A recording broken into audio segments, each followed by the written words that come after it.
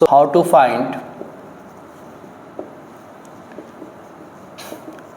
middle term in a plus x power n। तो जब हम मिडिल टर्म की बात करते हैं तो पहले हमें देखना पड़ेगा कि उसमें नंबर ऑफ टर्म्स कितने हैं। ठीक है, तो नंबर ऑफ टर्म्स क्या हो जाएगा भाई? नंबर ऑफ टर्म्स n+1 होगा, है कि नहीं? n+1 होगा। अब देखो मिडिल टर्म की जहाँ तक बात है तो अगर नंबर ऑफ टर्म्स अगर ऑड हुआ, क्या हुआ? ऑड नंबर ऑफ टर्म्स हुआ तो एक मिडिल टर्म होगा, और नंबर ऑफ टर्म्स अगर इवन हुआ तो दो मिडिल टर्म होंगे ना, है कि नहीं? जैसे कि तुम 3 लोग हो तो बीच में एक ही बंदा है ना, बट यहाँ पे मान लो कि 4 लोग अगर होता तो बीच में तुम दोनों कहलाते, है कि नहीं? तो इवन अगर रहेगा नंबर ऑफ टर्म्स, है कि नहीं, तो उसमें मिडिल टर्म कितने होंगे? 2 होंगे। और अगर नंबर ऑफ टर्म्स ऑड आ रहा है तो मिडिल टर्म कितना होगा? 1 होगा। तो पहले फंडा ये समझना हमें, है ना। तो इसमें से यहाँ पे देखेंगे कि number of terms, if number of terms equal to even, मैं नंबर ऑफ टर्म्स की बात कर रहा हूँ, एन की बात नहीं कर रहा हूँ। नंबर ऑफ टर्म्स अगर इवन है तो एन क्या होगा? फिर ऑड होगा ना? यस और नो, है कि नहीं? तो या तो तुम ऐसे कह लो कि नंबर ऑफ टर्म्स की बात करें, या तो हम एन की बात करें, कहीं से भी आप जा सकते हैं। फाइनली हमें यह जानना है कि नंबर ऑफ टर्म्स क्या है, आपको इवन आया है, और if number of terms odd, क्या आ गया? ऑड आ गया। तो ऑड वाले केस से पहले बात करते हैं। इसमें हम कहेंगे ओनली वन मिड टर्म, सिर्फ और सिर्फ एक मिड टर्म होगा, ओनली वन मिड टर्म। ठीक है, अगर नंबर ऑफ टर्म्स इवन आया तो बोलेंगे हम 2 मिड टर्म्स होंगे। कितने होंगे? 2 मिड टर्म्स होंगे। नंबर ऑफ मिड टर्म्स कितने होंगे? 2 होंगे। सेकेंड पोजीशन वाला नहीं होगा, 2 मिड टर्म्स लिखा हूं मैं, ठीक है ना। अब अगर नंबर ऑफ टर्म्स ऑड है तो फिर कौन सा पोजीशन वाला होगा, उसकी हम लोग बात करने वाले हैं। अब अगर मैं मान लो छोटा सा एग्जांपल बताऊं कि T1, T2, T3, T4, T5, T6 और T7 लेता हूं, कितने टर्म यहाँ पे है? 7 टर्म। मतलब क्या ऑड नंबर ऑफ टर्म्स है ना? कितने हैं? तो मिडिल टर्म क्या बताओगे तुम? T4 बताओगे मिड टर्म, बताओगे ना। तो हम कहेंगे कि अगर ऐसा है, क्या आपको, हमें तो n से जाना है ना, तो अगर T7 है तो n क्या होगा? 6 होगा, या सुनो होगा ना। हाँ, तो हम बोल देंगे इसमें कि mid term equal to n/2 plus 1th term. Mid term क्या होगा? n/2। T7 मतलब क्या कि n का वैल्यू, अगर मैं यहाँ पे T1 से T7 जा रहा हूं तो n मतलब क्या होगा? 6 हो रहा होगा ना। बताइए क्या हो रहा होगा? मतलब 6 हो रहा होगा। सो हम कह सकते थे क्या? 6/2 plus 1, that is 4th term. तो आपको ये समझाने के लिए मैंने बताया है, बट याद रखना है ये n/2 प्लस 1 अलग है, ठीक है ना। हाँ, अब अगर मान लो कि टोटल 6 टर्म्स होते, T1, T2, T3, T4, T5, T6, कितने टर्म होते? 6 टर्म होते। तो फिर इसके से बताओ क्या होता? मिडिल टर्म कितने होते? ये दोनों होते मिडिल टर्म, है ना, 2 होता। तो हम इसमें बोलते हैं, अच्छा T6 मतलब n कितना हुआ भाई? n5 हुआ ना। तो इस केस में हम बोलेंगे n+1/2 थर्ड।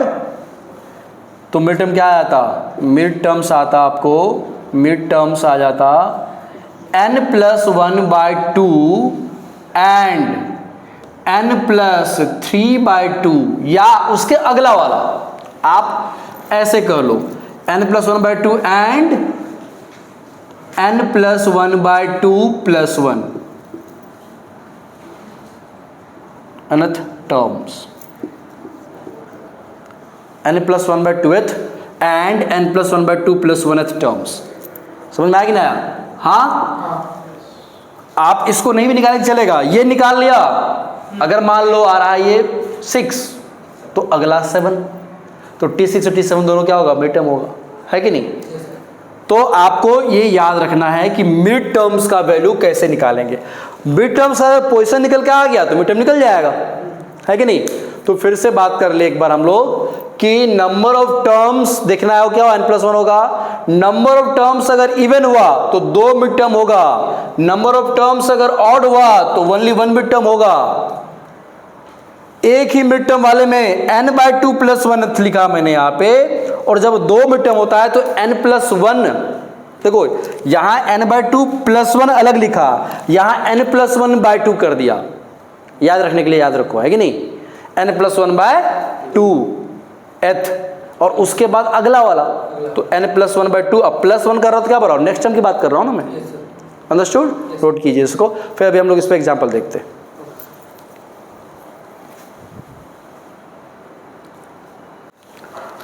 सो क्वेश्चन है find the mid term in the expansion of √x - 2/x power 12।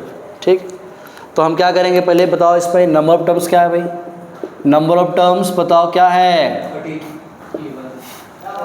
12 + 1 होगा ना, क्या होगा श्रेया, 12 + 1 दैट इज 13। ठीक है, तो ये क्या आ गया, ऑड आ गया। कितने मिड टर्म होंगे, ओनली 1 मिड टर्म। कितने होंगे, एक ही मिड टर्म होगा।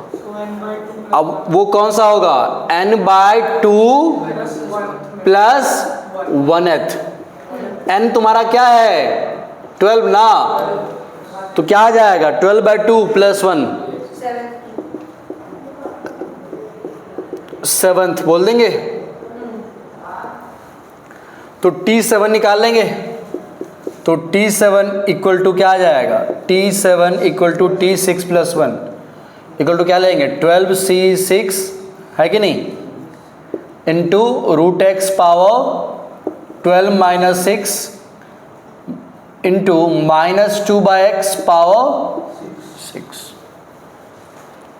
सो ये आ जाएगा 12 इंटू, है ना, 11 इंटू 10 इंटू 9 इंटू 8 इंटू 7, ये होगा 6 टर्म्स तक माइनस जाना, 1 2 3 4 5 6 हो गया, है कि नहीं, और 1 into 2 into 3 into 4 into 5 into 6 into √x power 12 - 6 मतलब क्या हो गया, x पावर √x का पावर मतलब √x मतलब क्या होगा, x पावर 1/2 ना, तो 1/2 और पावर क्या 12 - 6 6 -2 पावर 6 क्या आ जाएगा, 2 पावर 6 अपॉन x पावर 6।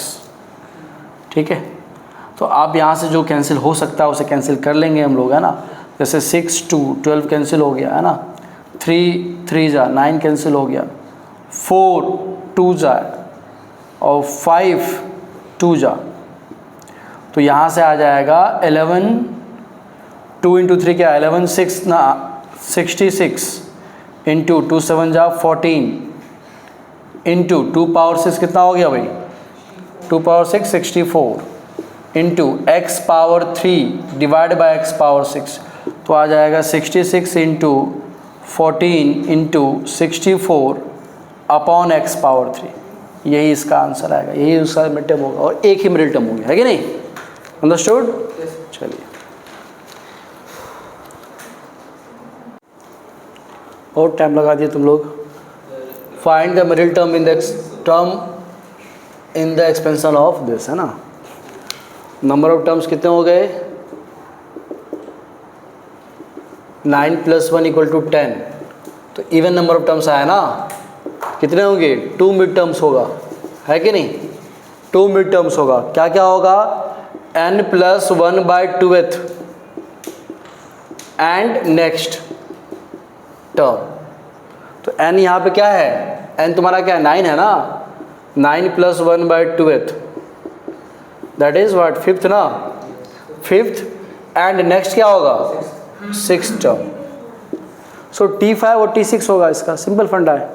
तो T5 अगर निकालेंगे तो 9C5 3a power 9 - 5 into -aq/6 power 5,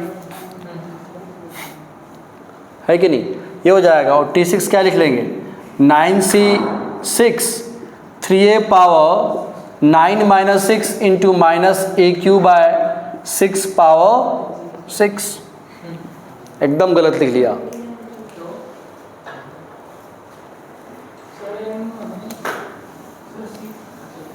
कोई बोल भी नहीं रहा है। T5 को क्या लिखेंगे, T4 प्लस 1 इक्वल टू क्या हो जाएगा, 9C4 3a power 9 minus 4 into minus AQ by 6 power 4।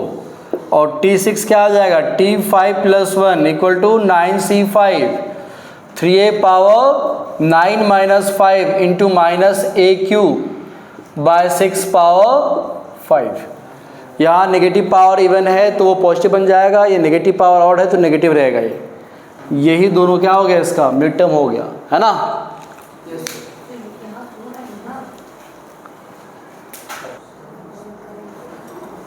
Question है using binomial theorem find the value of 10.1 power 3। तो जब भी ऐसे क्वेश्चंस रहता है आपको डेसिमल में कुछ दे देगा, है ना, और पावर 3 बोल रहा है, तो इसको हम ऐसा यूजिंग बार्नवेल थ्योरम बोला है तो आपको बार्नवेल थ्योरम ही यूज़ करना है। मतलब हमें a plus x power n या a plus b power n के टर्म में पहले इसको लिखना है कि नहीं। तो हम कह लेंगे कि 10.1 पावर 3 को लिख सकते हैं 10 प्लस 0.1 पावर 3 लिखेंगे। अब इसमें फॉर्मूला लगा देंगे एक्सपेंशन का, क्या आएगा, 3C0 10 power 3 into 0.1 power 0 plus 3C1 10 power 2 ना into 0.1 power 1 plus 3C2 10 power 3 minus 2 1 into 0.1 power 2 plus 3C3 10 power 0 into 0.1 power 3 होगा। सिंपल एक्सपेंशन कर देना है। 10.1 को लिखा हमने 10 प्लस 0.1। अब 3C0 का वैल्यू क्या होगा, 1। 10 क्यूब मतलब क्या, 1000 इंटू 1.1 पावर 0 क्या 1 होगा। पावर 0 रहेगा तो क्या आएगा, वैल्यू 1 ही आएगा। 3C1 का वैल्यू 3 इंटू 10 स्क्वायर मीन्स क्या 100, है ना, इंटू 0.1। 0.1 को हम क्या करेंगे, डिवाइड बाई 10 कर लेंगे तो ये कट के क्या मिल जाएगा, यहाँ से 10 मिल जाएगा। प्लस 3C2 मतलब 3C1 ही हुआ, दैट इज 3 इंटू 10 इंटू 0.1 का स्क्वायर मतलब क्या हो गया 1/100 हुआ ना। 1 में क्या होगा 0.1 इंटू 0.1 क्या करेंगे अपॉन क्या आएगा 10 इंटू 10 आएगा तो 100 आएगा ना। प्लस 3C3 1 हो गया, 10 पावर 0 1 हो गया और 0.1 यानी 1/1000 है ना। ठीक है, तो मैं इसे कह लूँगा क्या 1000 प्लस 3 इंटू 10 कितना आ गया 30 प्लस 3 इंटू 10, अच्छा ये 0 0 कैंसिल ना, तो 3/10 को क्या ले लेंगे 0.3। अब 1% क्या आ जाएगा 0.001, इसको अब ऐड कर देना है। तो ऐड करेंगे, अब ये तो ऐड आता है ना, क्या आ जाएगा 1 पहले आएगा फिर क्या आएगा, फिर क्या आएगा 3 और ये अब क्या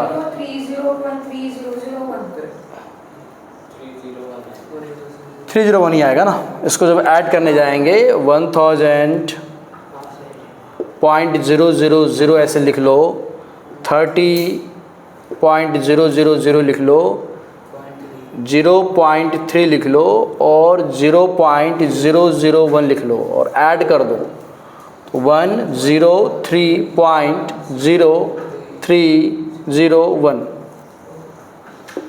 सो 1030.301 ये इसका आंसर है। समझ में आया कि नहीं? हाँ, तो अब तुम लोग मुझे निकाल के बताओ, मैं नेक्स्ट क्वेश्चन दे रहा हूँ। Using binomial expansion find value of 999 power 3 में मल्टीप्लाई नहीं करना है, बाइनोमियल थ्योरम का यूज़ करना है।